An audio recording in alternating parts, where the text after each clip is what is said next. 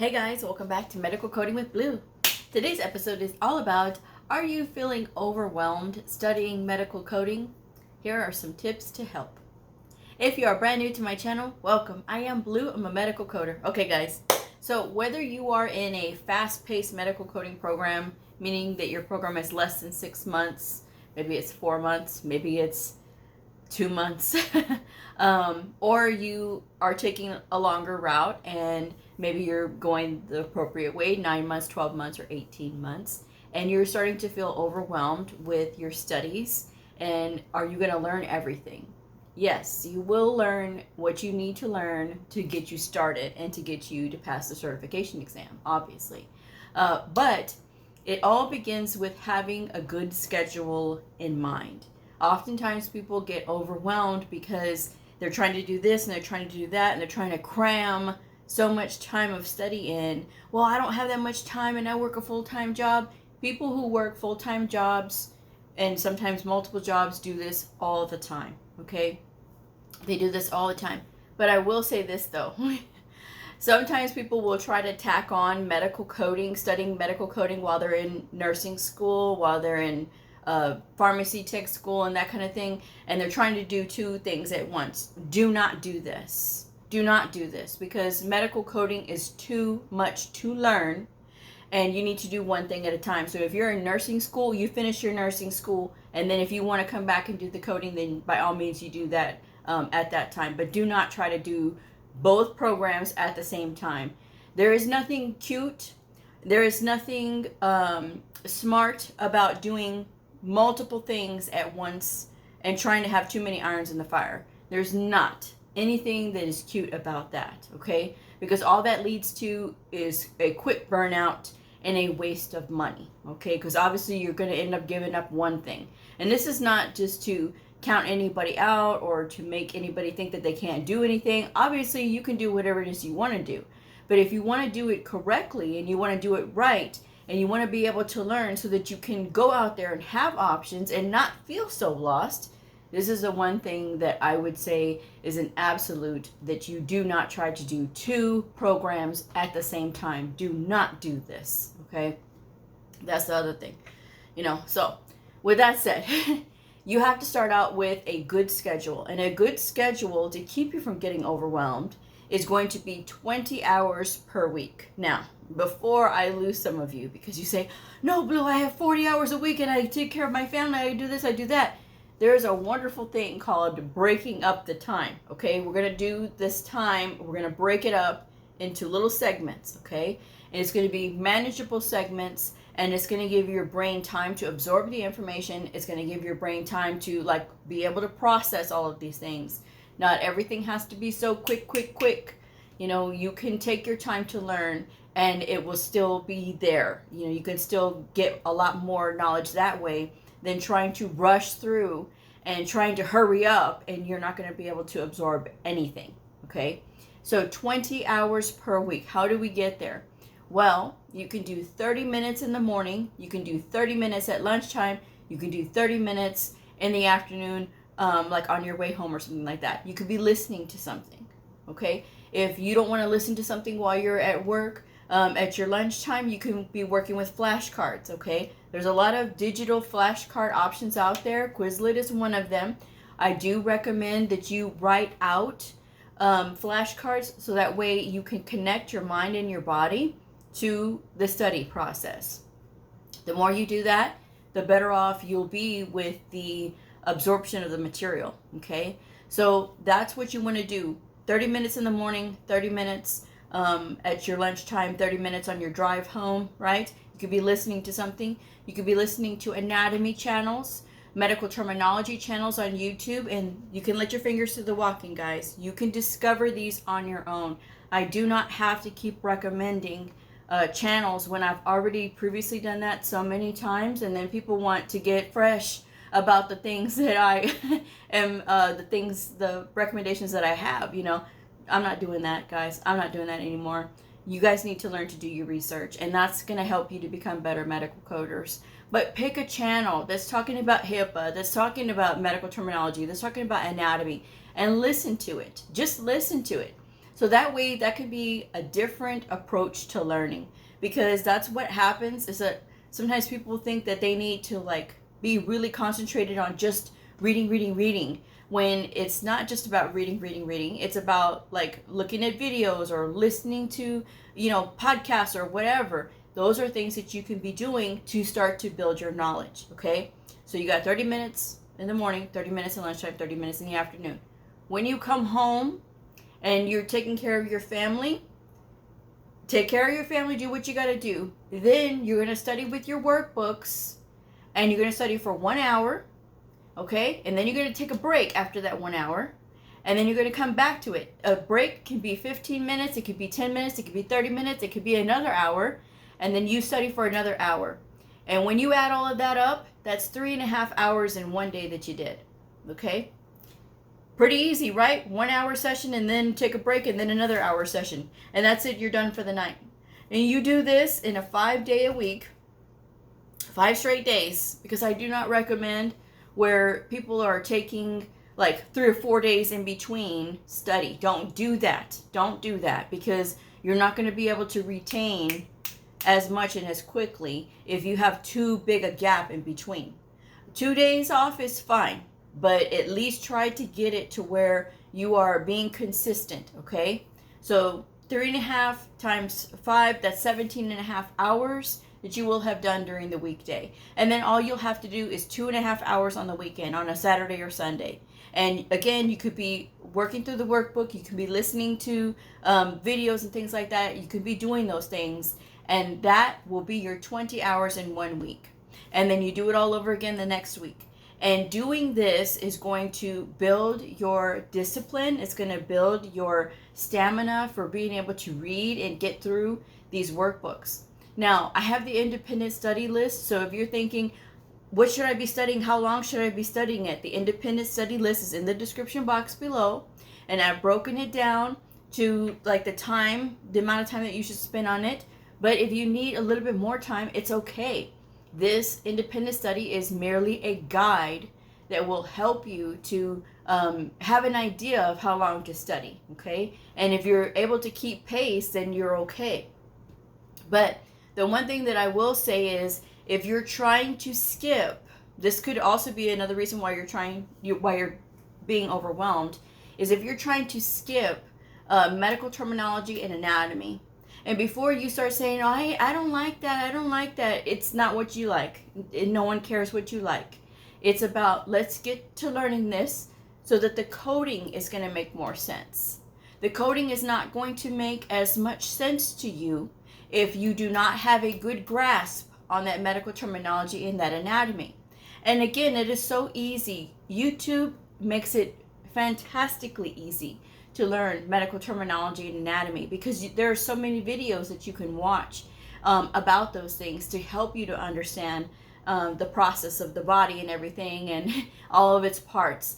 There's a lot of really good channels out there to help you, but that's one of those things that you should be consistently doing throughout your studies for medical coding, because doctors get 10 to 15 years to be a doctor and to study all of that stuff, and we just get a few months. So that's why I say, if you're taking the time to go through and incorporate a little bit of that every single day of your study, okay? You don't have to study every single day. Like I said, give yourself a day off or 2 days off. But you do have to make sure that you're being consistent with that, and so that you can start building your knowledge.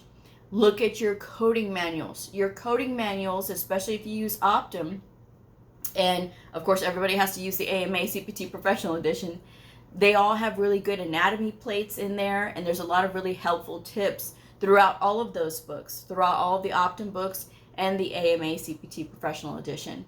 So taking the time to get to know the books as well will help you with that feeling of being overwhelmed and not knowing where to start and not really understanding what you're doing, because the more familiar you are with the books, the better off you'll be. If you are tabbing your books, you should be taking those off. People get overwhelmed when they have too much in front of them. People get overwhelmed when they have too much in front of them.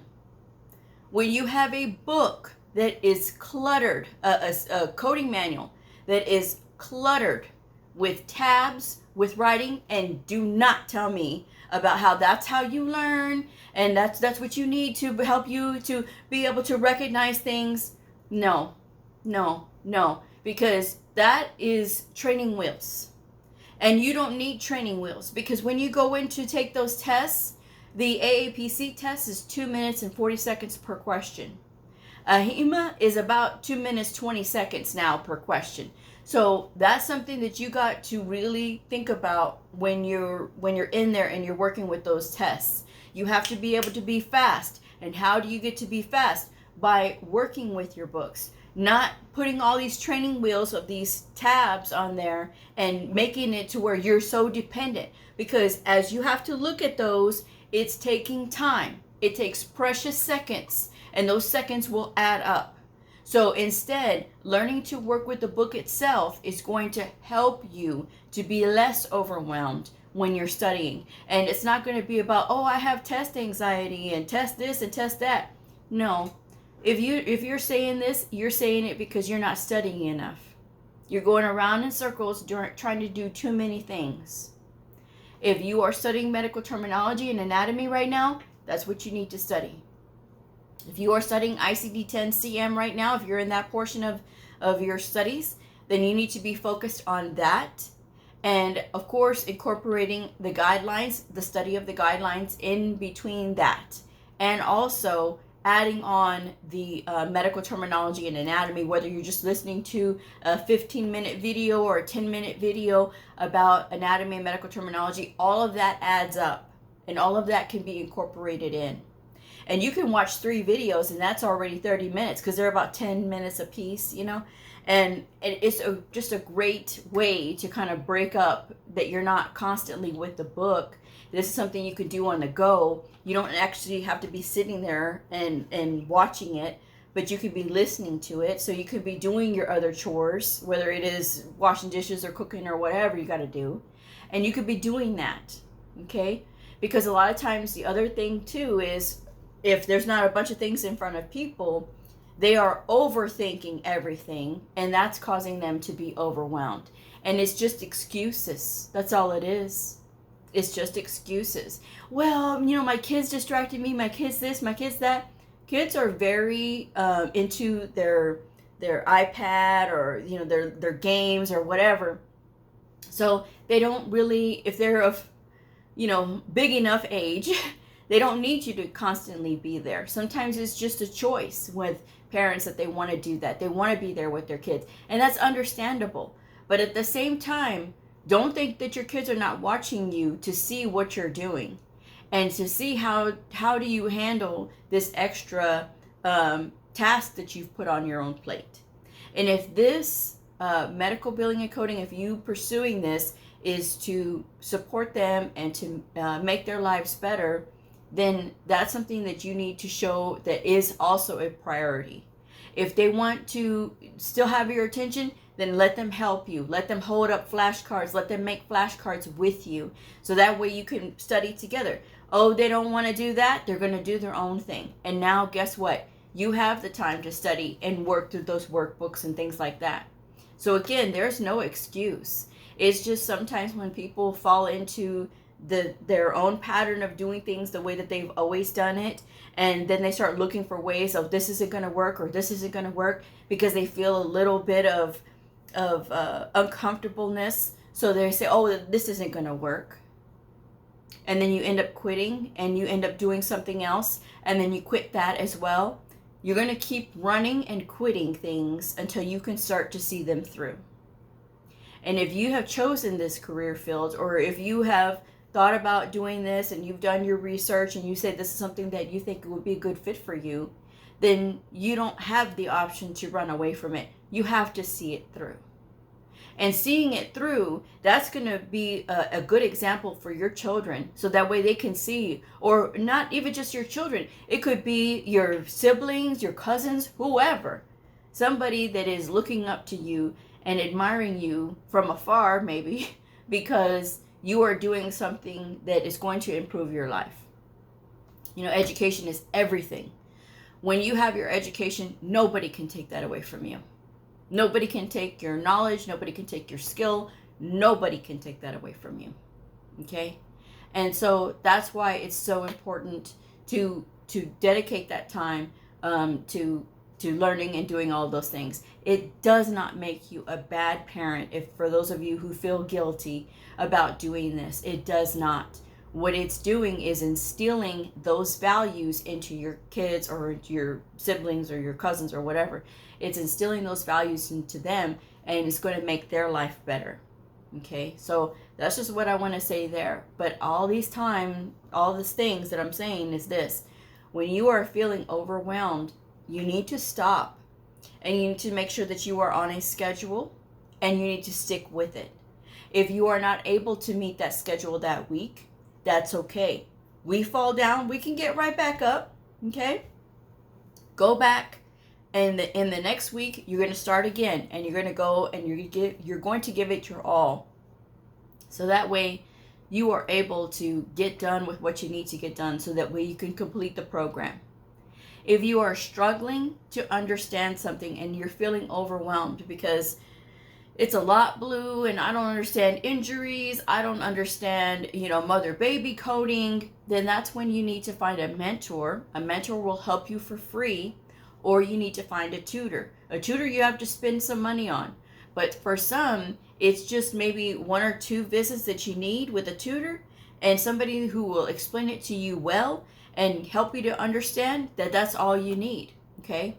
I'm a tutor. My rate and contact information is in the description box below. There's a ton of other tutors on LinkedIn. So if you are interested, you can just post on LinkedIn and see who recommends who. Okay? But that's just something that is another option out there to kind of help you keep from getting so overwhelmed. But that feeling of overwhelmness comes from not being on a schedule and not having that discipline. But once you get on that, then you come to expect it. Everyone else around you comes to expect it as well. And so because of that, then you're able to start doing what you need to do in order to start learning. But a lot of you are still resisting working with the workbooks. The workbooks that I recommend are in the description box below. I don't recommend any other workbooks except for the 2 that I recommend in the description box below. And that is the CPC Study Guide, and that is the ICD-10-CM and ICD-10-PCS Coding Handbook with the Answers by Nellie Leon Chissen. These 2 books will help you to learn the fundamentals, okay, of ICD-10-CM, ICD-10-PCS, and CPT coding. And I still recommend the CPC Study Guide, even for those of you that are taking an AHEMA exam, the CCS, the CCA, or the CCSP. I still recommend it because we all use the same CPT code set. The only difference is that AAPC was the one who put that book together. And I still think it's a fantastically put together book. And it has all of the explanations. Now, like I always say all the time, there are some of those answers that I wouldn't have went that way, but whatever. For the most part, it's a really good book. It's really well put together, and it explains things nicely, okay? And it also has all of your breakdown of medical terminology and anatomy and things like that throughout that book. So again, it's a great workbook for that as well. But you can go to the public library. You can check out a medical terminology workbook. You can check out an anatomy workbook. I'm sure they have that there.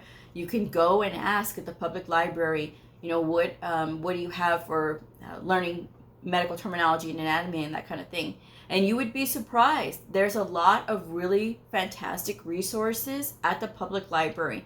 The public library is a benefit to the community. And I think that a lot of people don't take advantage of all of the things that the public library has to offer. So support your public library, go there, visit that, and see what books you can get to check out to help you to learn. But learning medical terminology and anatomy is something you can do throughout your program, whether you are going through a program or whether you are studying independently. You can be learning those things. You could be listening to the guidelines. You can listen to them. I'm not going to explain how to do that anymore. You can Google it if you need to. But listening to the guidelines to help you. You're not supposed to memorize the guidelines, but what you're trying to do is have it in your brain so that way you can recognize that there's going to be times where you're going to say, oh, I know that there's a guideline about that, and you're going to know exactly where to go. Okay, you may not know the exact location of it, but you know right around where you can find it. Okay, so that's something that you guys got to know. And when it comes to studying, that's what you have to do. And this intensive study, this 20 hours per week, it is not forever. It is just for however long the program is until you go to take your exam. And that's going to get you set up for a good foundation for your future. Okay, and your future as a coder or doing whatever it is that you want to do, whether it is coding or billing or teaching or auditing or being a lead or any of those things, CDI or any of those things. Wherever your path is taking you, it's going to require you to be studying. Okay, so there's no sense in getting upset if you feel so overwhelmed. If you are feeling so overwhelmed, you need to stop and take a step back. Okay, that means you've been doing too much and your body is saying, hey, enough. So just take a break, come back to it, start to set yourself up on a schedule. I even have videos about how to set up a study schedule for medical coders. Okay, get yourself on a schedule and start sticking to it. Start working with the schedule. Start considering what you have to do in a day, so that way you can fit this stuff in. Okay, and get the support around you that you need. And if you don't have that, if your kids don't want to support you, if they say, oh, you're on your own, whatever, and that's okay too. You don't have to have somebody right there with you, although it does help. It does keep you motivated, but you don't necessarily have to have that. Okay, we need to learn to be strong, folks. There's a lot of just people that are so concerned with their feelings and how they feel, and it's not about that, guys, because life is very tough and it will knock you down, but you got to get right back up, because if you don't, then you're going to lose out on so many opportunities. And as I've said, this is not a dress rehearsal. Life is, you only get one rodeo. That's it. And then when it's done, it's done.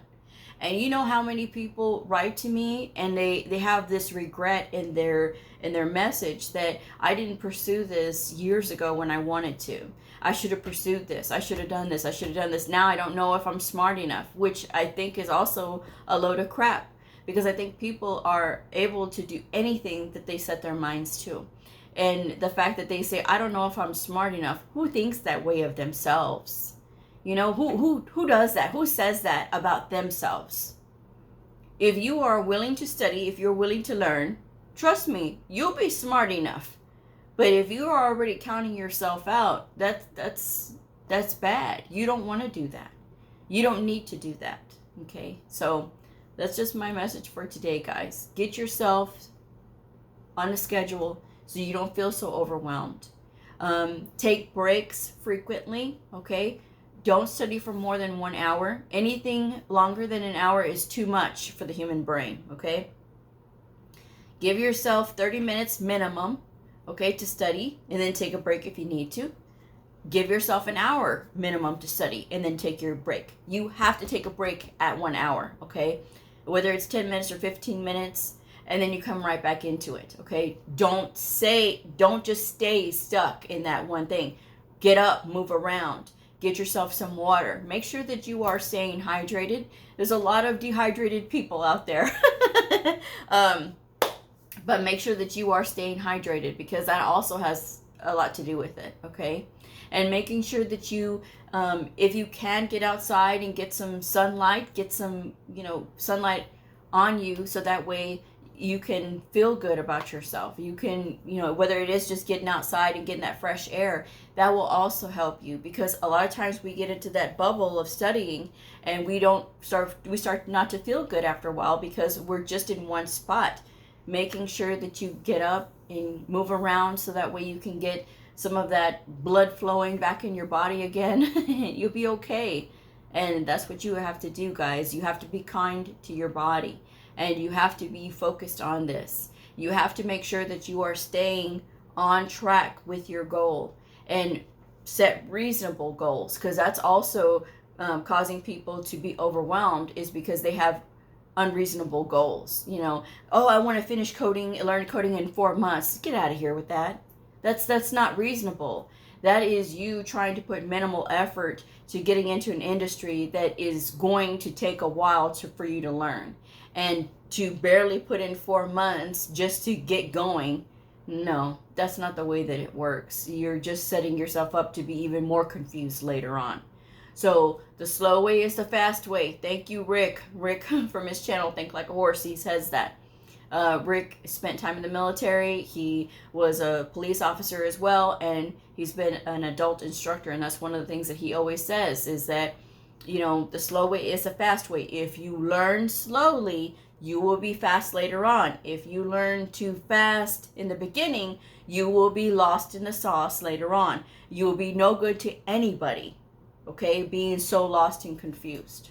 All right, that's just my episode for today. But remember to take your breaks, and remember to set reasonable goals and to be consistent with your studies, okay? Stop listening to these people out there that don't know. And that's another thing too that overwhelms people, is that they start getting into these Facebook groups because they're trying to get a sense of community, and that does not work. It does not work that way, because people on Facebook, either they don't know, they think they know it and they don't know, or they have an ulterior motive. Okay, now Medical Coding with Blue does have a Facebook page, only because y'all wanted it, and then y'all don't even use it. So I don't know. Sometimes I want to delete that page so bad. I really do, because all I get tagged in is for these stupid ads. That's all I get tagged in, and it's dumb. I don't want whatever they're trying to sell. That's all they're trying to do on there anyway. So I don't know. But with that said, I'm going to wrap this one up. Best of luck to you guys. Stick with your studies. It is all worth it. It is for a purpose, and you will be able to do it. With that said, I'm going to wrap this one up. Thank you guys so much for joining me. If this video helped you, please like, subscribe, and share, and I'll see y'all next time. Bye.